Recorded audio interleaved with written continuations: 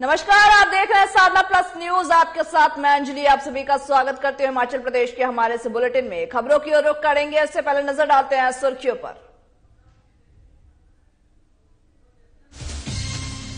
शिमला शहर में भी नई मिलेगी हवाई सुविधा। वहीं साथ ही संजौली हेलीपोर्ट का हुआ उद्घाटन, सीएम ठाकुर ने किया उद्घाटन।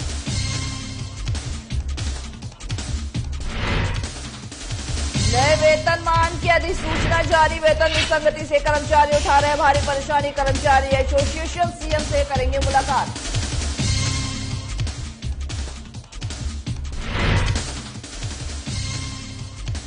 धर्मशाला में फॉरेस्ट लैंड कंस्ट्रक्शन के लिए पाई गई किट 1 सप्ताह में सबमिट होगा मास्टर प्लान। 11 साल का कलंक 11 दिन में किया गया दूर।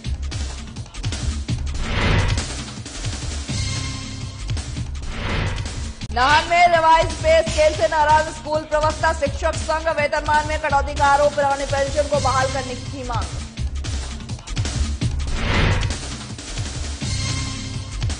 भारी बर्फबारी के जनजीवन हुआ अस्त व्यस्त। पहाड़ों पर बिजली हुई गुल। 634 ट्रांसफार्मर और 702 ट्रांसफार्मर बंद।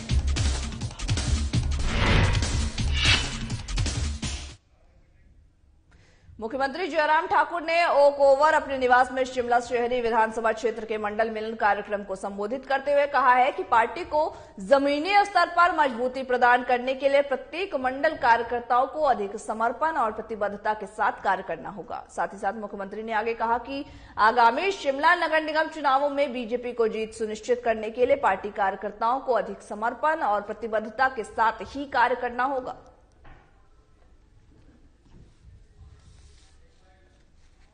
के कार्यक्रम में हम बैठ करके चर्चा इन चीजों को करें कि सरकार के स्तर पर और संगठन के स्तर पर जो वर्तमान परिस्थिति है उसमें से और बेहतर करने के लिए हम क्या कर सकते हैं।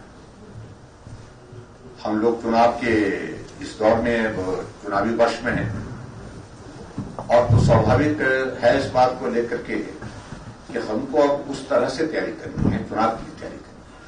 सरकार अपनी बनी है, सरकार अपनी बनाई है, वो भी करना है, लेकिन इस कॉन्सेप्ट को पहले हमको स्पष्ट करना कि ये बैठक हमारी मुख्य रूप से पार्टी और संगठन के काम को हम कैसे मजबूत कर सकते हैं ताकि 2022 में फिर भारतीय जनता पार्टी जीते।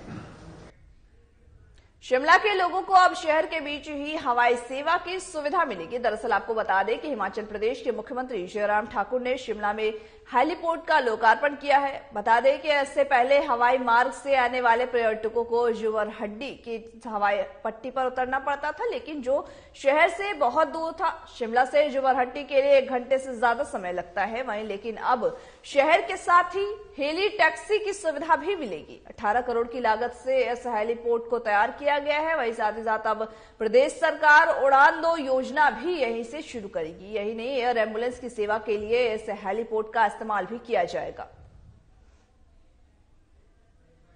मुझे इस बात की खुशी है कि शिमला का अपना हेलीपोर्ट यहाँ पर आज से शुरू हो गया और मैं बधाई देता हूँ शिमला वासियों को, हिमाचल वासियों को। इसका उपयोग बहुत बड़े स्तर पर हम करने के लिए प्लान कर रहे हैं। एक तो हमारी उड़ान 2 की सर्विसेज अब जुब्बड़हट्टी से नहीं, यहाँ से शुरू करने की हमारी योजना है।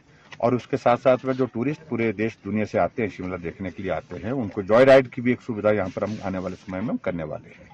और उसके साथ साथ में आने वाले समय में जब एयर एम्बुलेंस की सुविधा के लिए भी अगर हमारी चीजें आगे बढ़ती हैं तो उस दृष्टि से इस हेलीपैड का उसके लिए भी उपयोग होगा जी। और जो कभी ये सभी चीजों के लिए कोई भी ऑपरेशन करना है, इमरजेंसी में करना है या इसके अतिरिक्त जो है वो दूसरे पर्यटन की दृष्टि से करना है, इसका उपयोग जो है वो सब चीजों की किया है। सर, जिस तरह से रिच टूरिस्ट की भी बात यहाँ पर की जाती है, वो नहीं आ पाते थे या फिर एयर कनेक्टिविटी नहीं थी, अब क्या मानते हैं कितना ये 1% जो है वो बढ़ सकता है? उम्मीद है टूरिज्म में इजाफा होने का? सर, टूरिज्म में इसलिए इजाफा होने की संभावना मैं देखता हूँ क्योंकि जुब्बड़हट्टी यहाँ से लगभग 1 घंटे का सफर है। 50 मिनट के लगभग लग जाते हैं, 45-50 मिनट लगते हैं। और जब कोई आदमी चंडीगढ़ जाना चाह रहा है तो 1 घंटा अगर उसी में लग जाता है, तो ऐसे में आदमी सोचता है कि 1 घंटा और लगा करके 1.5 घंटा और लगा करके मैं बाई रोड वहां पहुंच जाऊंगा। तो ऐसे में शहर के बीचों बीच ये सुविधा यहाँ पर हेलीपोर्ट की हुई है और टूरिस्ट जो है अब उसका समय भी बचेगा और एक सुविधा की दृष्टि से शहर के बीच में आकर के उसको आने जाने की सुविधा। हिमाचल में कर्मचारियों के लिए नए वेतनमान की अधिसूचना जारी हो चुकी है, लेकिन वेतन विसंगति की वजह से कर्मचारियों को भारी परेशानियों का सामना करना पड़ रहा है। वहीं राज्य सचिवालय कर्मचारी एसोसिएशन के अध्यक्ष भूपेंद्र बॉबी ने कहा है कि इस पूरे विषय पर एसोसिएशन ने मुख्य सचिव से मुलाकात की है। अब सीएम से भी इसको लेकर के मुलाकात जल्द ही करेंगे। वित्त विभाग को ये ज्यादा जानकारी रही होगी। सारा जो चार्म है 16 साल के बाद के जो ये सैलरी के बढ़ने का चार्म है, उसको कहीं ना कहीं थोड़ा खत्म कर दिया गया हुआ है। तो हमारा तो ये कहना है कि सबसे ज्यादा इसमें प्रभावित जो हमारे है वो चाहे मिनिस्ट्रियल स्टाफ में जो फीडर कैडर है, क्लर्क, वो सबसे ज्यादा है। जो इसका भुक्तभोगी है अपने पीएसपीए वर्ग में हमारा स्टेनोग्राफर, वो भुक्तभोगी है। क्लास 4 हमारे कर्मचारी वो भुक्तभोगी है और सबसे ज्यादा लॉस हो रहा है उनको, क्योंकि जो जिस स्केल में ये बिलोंग करते हैं 10,300 और 39,100, उसके बजाय इनको फिक्स किया गया 5910 और 20,200 के स्केल में। और इसका पूरा जो डेविएशन आ रही है वो आ रही है लगभग सालाना 1,15,000 के करीब।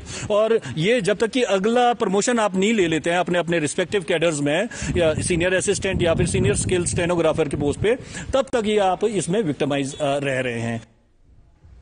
धर्मशाला के जगदरांगल में सेंट्रल यूनिवर्सिटी के लिए प्रस्तावित फॉरेस्ट लैंड कंस्ट्रक्शन के लिए फिट पाई गई है। बता दें कि अब 1 वीक में ही सीयू का एफसीए केस भी मूव किया जाएगा। वहीं चिन्हित नॉन फॉरेस्ट लैंड में पार्क, ग्राउंड और माइनर कंस्ट्रक्शन की जाएगी। वहीं साथ ही ये बात सेंट्रल यूनिवर्सिटी के वाइस चांसलर प्रोफेसर सत्यप्रकाश वंशल ने पत्रकारों से बातचीत करते हुए कहा है। वहीं साथ ही गुरुवार को सेंट्रल यूनिवर्सिटी के धर्मशाला में होने वाले निर्माण को लेकर भी समीक्षा बैठक का आयोजन किया गया है, जिसमें स्थानीय विधायक जो थे वहां के वो भी मौजूद रहे। वीडियो कॉन्फ्रेंसिंग से कहा गया है कि वहीं वीसी ने आगे कहा है कि पहले जो एफसीए केस मूव किया गया था उसमें अब 6 ऑब्जेक्शन लगे थे। वहीं साथ ही जिसमें जीएसआई का प्रमुख था। जीएसआई सर्वे में जगदलरांग की फॉरेस्ट लैंड जो थी वो कंस्ट्रक्शन के लिए फिट पाई गई थी। इसके अलावा ही रोड कनेक्टिविटी, सीवरेज और पानी संबंधी जो ऑब्जेक्शन थे उन्हें दूर कर दिया गया है। उनकी रिपोर्ट भी आ गई है। 12 साल से लटका काम पूरा होने जा रहा है।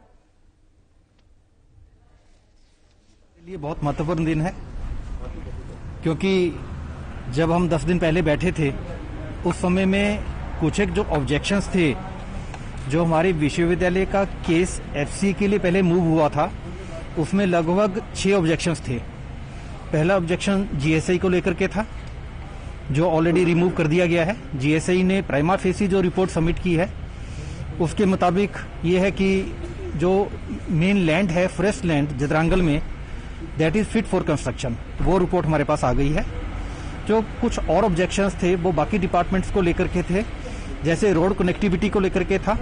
हमारे जो 16 पॉलीगॉन आइडेंटिफाई किए गए हैं, पॉलीगॉन्स की इंटर कनेक्टिविटी, रोड कनेक्टिविटी का एक ऑब्जेक्शन था, क्योंकि 8 मीटर वाइडर रोड, वो जो है वो डिपार्टमेंट ने रिपोर्ट सबमिट कर दी है। प्रदेश में रिवाइज पे स्केल पर हिमाचल प्रदेश स्कूल प्रवक्ता संघ ने नाराजगी जाहिर किया। प्रवक्ता संघ का यह कहना है कि संशोधित वेतनमान में कई खामियां हैं और साथ ही साथ ये कर्मचारियों के हित में भी नहीं है। ऐसे में इन लोगों ने नाराजगी व्यक्त करते हुए सरकार से मांगे भी की है।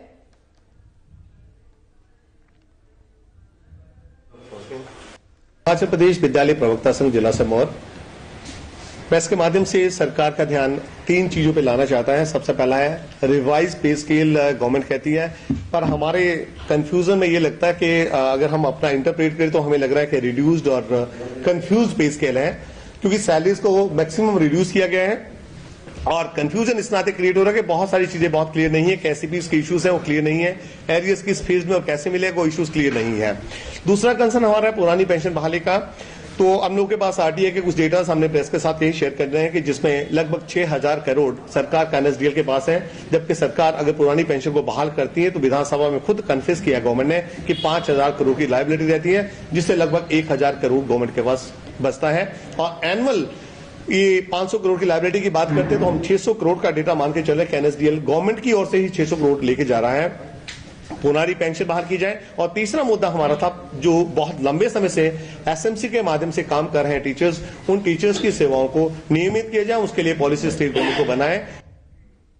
कोरोना के इस नई लहर के कहर को देखते हुए doctor Pushpendra Verma fans club के अध्यक्ष संजीव शर्मा ने बताया है कि आज क्लब के सभी सदस्यों की बैठक हुई है और उसमें कोविड की जो नई लहर है उसको देखते हुए पूरे हमीरपुर उपमंडल में क्लब को स्वयंसेवकों के संग हर पंचायत में भी बनाई गई है और साथ ही साथ जिसमें 6 से लेकर के 10 सदस्य हर पंचायत में कोरोना से संबंधित किसी भी स्थिति में अपनी पंचायत में अपने लोगों को मदद भी पहुंचाएंगे। ये 460 लोगों की टीम कोविड से संबंधित दवाइयों और कोविड मरीजों के घर की सैनिटाइजेशन तथा साथ ही साथ अन्य चिकित्सकीय संबंधित सामान पहुंचाने में भी ये लोग मदद करेंगे।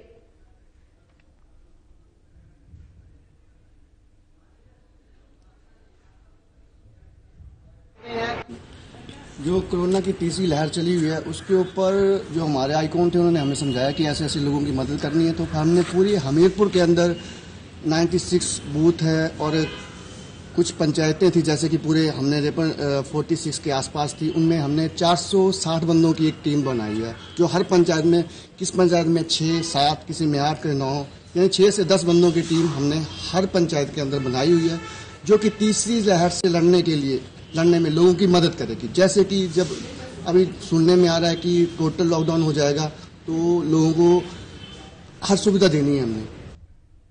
हिमाचल प्रदेश के पहाड़ी जिलों में हाल ही में हुई भारी बर्फबारी के बाद जनजीवन अस्त व्यस्त हो चुका है, तो वहीं दूसरी ओर कई क्षेत्रों में बिजली की समस्याएं भी पैदा हो गई हैं।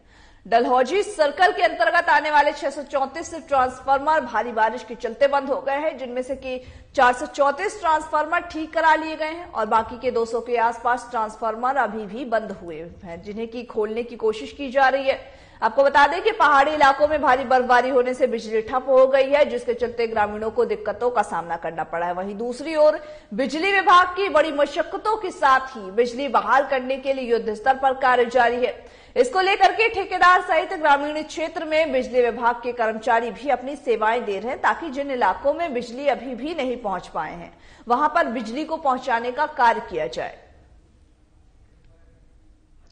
ये जो हाल ही में जो स्नोफॉल हुआ है 8 और 9 जनवरी को, इसमें लगभग हमारे सर्कल के 634 ट्रांसफार्मर बंद हुए थे, जिसमें कि 434 चंबा डिवीजन, 186 जो है ये लॉजी डिवीजन के थे और 70 जो है पांगी किला डिवीजन के अफेक्ट हुए थे। और हमारे एचपीएसबी के स्टाफ कॉन्ट्रैक्टर के साथ मिलकर हमने लगभग 434 ट्रांसफार्मर ठीक कर दिए और लगभग 200 ट्रांसफार्मर भी बचे हैं जिनके ऊपर युद्ध स्तर पे काम चला हुआ है। और कल तक हम ये भी जितने भी ट्रांसफार्मर जो अभी बंद पड़े इनको हम चालू कर देंगे। लगभग 1 करोड़ 94 लाख के आसपास नुकसान हुआ है इस बर्फबारी में।